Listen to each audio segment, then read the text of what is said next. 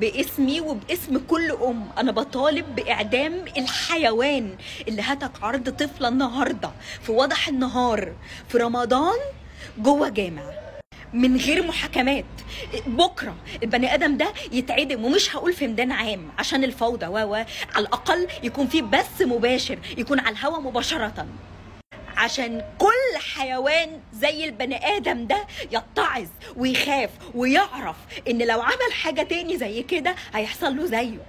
وعشان انا اطمن، عشان انا كأم اطمن على ولادي، وعشان النار القايده في قلب اهل البنت دي تهدى شويه. حتى اصل هم هيسيبوها فين؟ في مكان امن من بيت ربنا.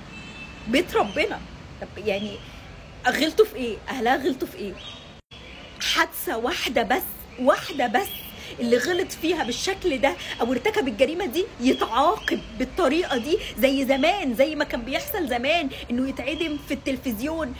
وشوفوا ما يمكن الحوادث تقل، شوفوا نسبتها هتقل قد ايه. اهي لا لابسه قصير ولا جسمها ملفت ولا اصلها عملت حركه اثرته. عشان احنا لما بيحصل لنا تحرش ولا بيحصل لنا معاكسات ولا بيحصل لنا اي مصيبه بتقول ما انت اللي لابسه، انت اللي عامله، انت اللي اثرتيه، انت اللي عملتي له. والكلام ده بيطلع من الستات قبل الرجاله. اهي عيله عندها 8 سنين ما عملتش اي حاجه وفي بيت ربنا امن مكان في الدنيا.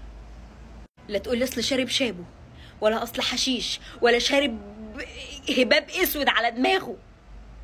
واحد بس يتعاقب عشان انا واللي زيي نآمن على اولادنا. احنا بنخاف على اولادنا دلوقتي ينزلوا في اي حته، حتى المدارس، حتى اي مكان.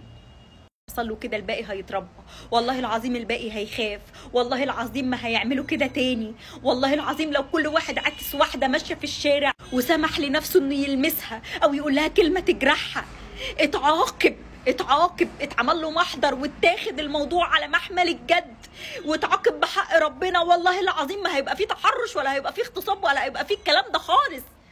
بس لما بنروح نتكلم بيتقال انت السبب.